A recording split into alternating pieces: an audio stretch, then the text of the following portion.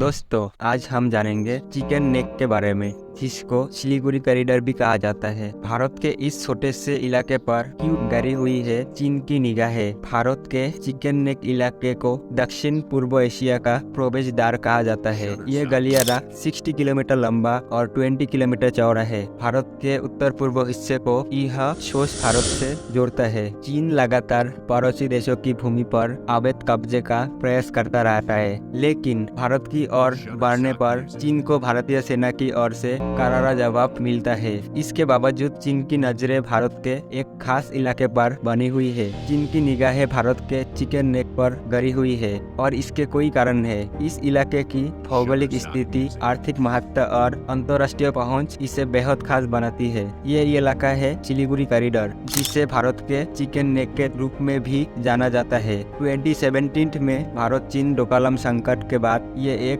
महत्वपूर्ण मार्ग बन गया है। पश्चिम बंगाल में स्थित गलियारा 60 किलोमीटर लंबा और 20 किलोमीटर चौड़ा है और उत्तर पूर्व हिस्से को बाकी भारत से जोड़ता है। यह न केवल एक महत्वपूर्ण व्यापार मार्ग है, बल्कि दक्षिण पूर्व एशिया के लिए भी एक महत्वपूर्ण प्रवेश द्वार है। ये क्षेत्र कोई अंतर्राष्ट्रीय सीमाओं से घिरा हुआ है, जिसमें बांग्लादेश, नेपाल, भूटान और चीन से घिरा हुआ है। चिकन नेक कॉरिडोर से तिब्बत की चुंबी घाटी महज 130 किलोमीटर दूर है। इस घाटी के सिरे पर भारत, नेपाल और भूटान का ट्राई जंक्शन स्थित है, जिसे डोकलाम क्षेत्र के रूप में जाना जाता है, जो अब एक गतिरोध बिंदु बन गया है। माउंट कंचनजंगा जैसे हिमालय पर्वत, तीस्ता और जलदाखा जैसी प्रमुख नदियों का जनक है। ये नदियां बांग्लादेश में प्रवेश करने पर ब्रह्मपुत्र नदी में मिल जाती है। भारत के पूर्वोत्तर क्षेत्रों में 50 मिलियन लोगों की आबादी है और अर्थव्यवस्था के दृष्टिकोण से ये कॉरिडोर उत्तर पूर्वी राज्यों और शेष भारत के व्यापार के लिए बेहद महत्वपूर्ण है। ये उनके बीच एकमात्र रेलवे फ्रेट लाइन भी होस्ट करता है।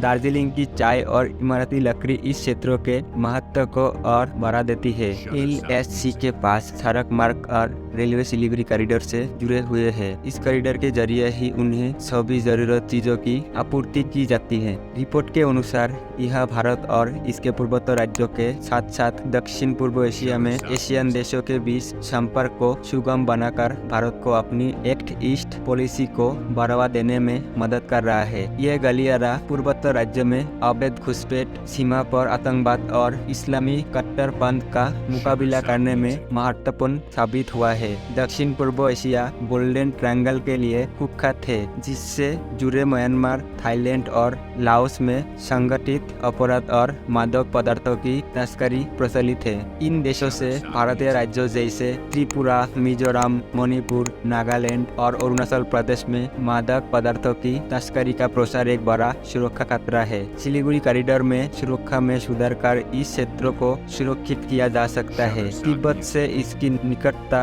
भारत के लिए एक लाभ के रूप में कार्य करती है, क्योंकि यहाँ से चीन पर कड़ी नजर रखी जा सकती है, जो सीमावर्ती इलाकों में लगातार सड़कों और हवाई पट्टियों का निर्माण कर रहा है।